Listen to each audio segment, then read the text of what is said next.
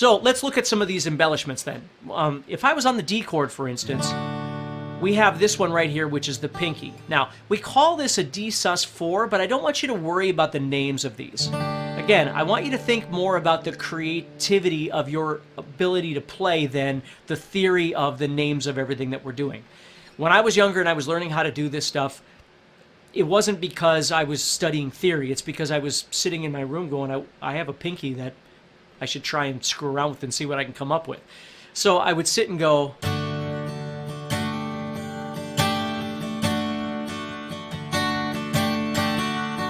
and think about all the different ways I could add it or take it off, right? I could hammer it. I could pull it. I could just, play it. I could leave it down for a long time or take it off quickly, all these different kinds of things that you can do, but it takes time and practice, right? You just have to sit and explore it. You can't just spend 30 seconds going, okay, I understand that you can add the pinky. Now let's move on to something else. It's not that. You've got to learn to use it in your playing. You've got to learn to make it sound authentic and organic. So when you're playing,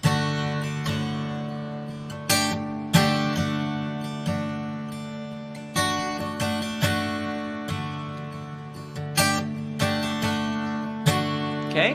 Another one that's really great to add is your middle finger. What you're going to do is you're going to actually take that finger off the guitar. So you're playing an open first string. That's called a D sus2. Then again, don't stress over the name. I'd rather hear you playing and rocking out in your guitar than telling me the names of these chords. Okay, I'd always rather hear you playing than telling me what you know. Okay, that's always been something that I wish the world would understand. You can write a wonderful book and talk about all the things that you know, and that's wonderful. But when it comes to music, just play. Just let somebody hear you. Let somebody enjoy the music that's coming out of this instrument, out of you, right? So I've got this D sus4 here, or my pinky is added on the guitar, and I've got my middle finger off the guitar, which is called a D sus2.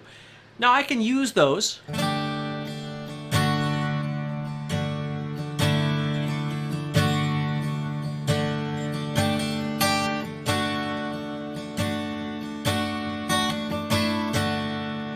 I don't have to use them both at the same time in the same song. I don't have to use them equal amounts. They're not going to feel bad, right? Sometimes what happens is as we start learning these things, and especially, when you get excited about this sort of thing, I totally get it. But just because we can do something doesn't mean we should overdo it. Sometimes we just learn how to do something and it's just like a spice that goes in food, right? We should just use a little bit of it just for flavoring, but if we use way too much, it kind of kills the taste of everything else. So as we're playing, sometimes we like to use these things a lot. You think of like Led Zeppelin.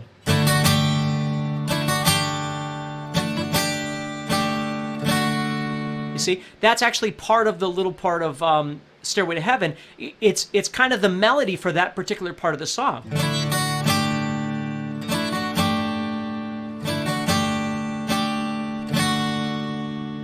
You see? And that's great. But then they don't do it for the entire song. It's just a little part in there. So what I always found interesting about these little embellishments, I always call them, is that before I knew that they existed, the only way you got differences in sound was by physically changing chords, right? So you'd play a chord, and then you'd play another chord, and then another chord. And if you didn't change chords, there was nothing happening. It was just sitting on the same chord. So it misled me to believe that you needed all these chord changes because that was the only way you got differences in sound on the guitar. And again, I'm not talking about dynamics. I'm talking about actual pitch differences. The great thing about embellishments is that you can stay on a chord for a long time and it doesn't have to be boring to you or the listener. You see, where if I was just going...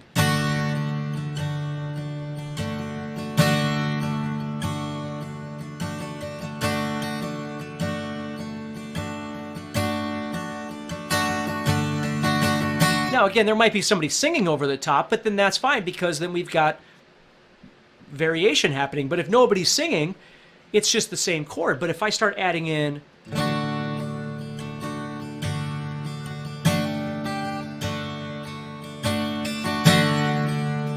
the ear is expecting something. see? And that becomes more interesting. So it's a really great tool to learn how to do. So over that D, you practice adding the pinky, you practice taking the middle finger off the guitar, and another one that I love to do is taking the first finger here and doing that as a hammer-on.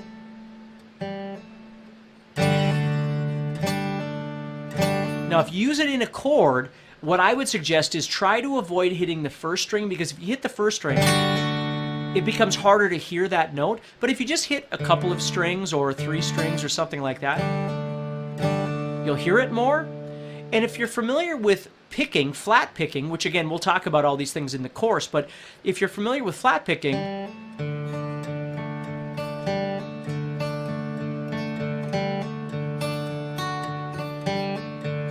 you see, then you're really going to notice that particular one a lot more. So it's a little more subtle than the ones on the first string, where those you can definitely use within the context of your strumming. This string needs a little bit more of that happening, where you're maybe picking it as a single note or whatever it might be, okay? Or you're just strumming a few strings to have that happen, okay? So there's all kinds of those. We're going to look at all kinds of different embellishments in the guitar course, but that D is a great place to start. So if you're playing G and you go to D, just that sounds really nice. So I'm playing G and then going over here to D. Okay? Lots of things like that you can do. Okay, so the next thing I want to show you, we're going to touch on here, is learning how to explore more creative chords by moving your chords around the guitar. And this is something that I love to do.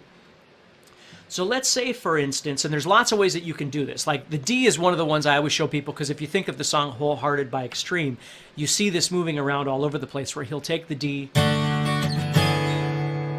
move it up a whole step, then you move up another fret by going like this. And you can get lots of really great sounds by simply taking a chord and moving it around. And you just, again, have to explore the sounds. Let me go back to this for a second. This is a great example. If I took this D chord and I added the pinky on right here, most of us would agree that it sounds pretty normal, right? Whether you like it or not is entirely up to you, but it's not dissonant at all, right?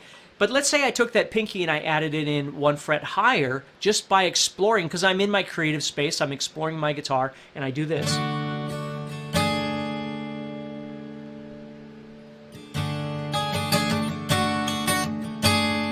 Now, you might either be thinking that sounds horrible, or you're thinking that sounds pretty cool. For me, I love the sound of that. I think it sounds really neat. I like the dissonance of that sound. Now, I never would have done that if it hadn't occurred to me to explore.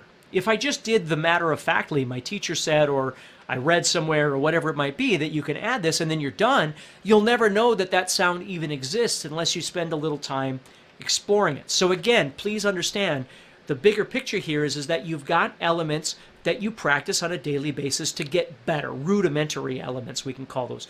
Technical elements, whatever you want to call it. But if you never spend time just exploring things, you're going to miss out on a whole lot of really great stuff that happens with the acoustic guitar, and all the sounds that it makes and all the feels that you make when you strum it, right? You're going to miss out on those if you never try things. So you might take that wholehearted idea, that extreme idea, and try and go,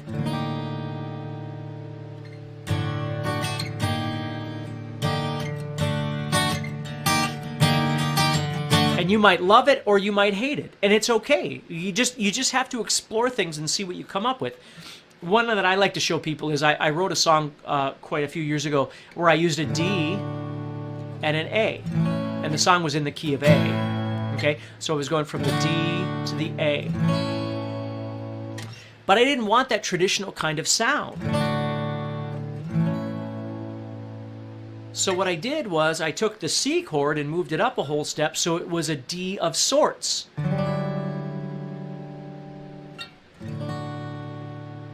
See how it sounds a little less resolved?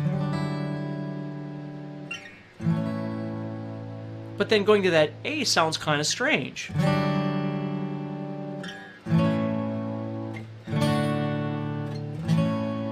see? So I didn't want to go to the traditional A either, so what I did was I took the E chord and I moved the E up until it becomes an A of sorts. E, F, F sharp, G, G sharp, A. So I went from this D of sorts to this A.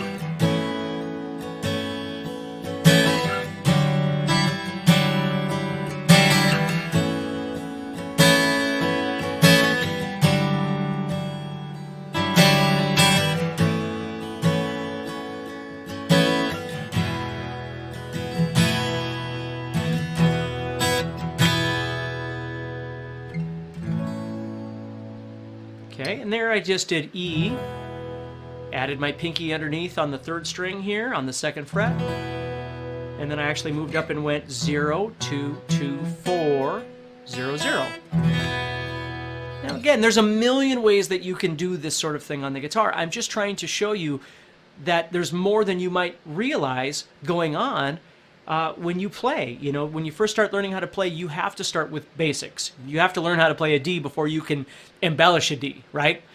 But be aware that there's so many wonderful things that you could be doing on top of the traditional practice. Because I hear people all the time say, well, I get bored with practice or I get bored with playing. That doesn't need to happen. You just have to learn to step outside your thought process and think about some different ways that you can approach some of the things that you're learning how to do.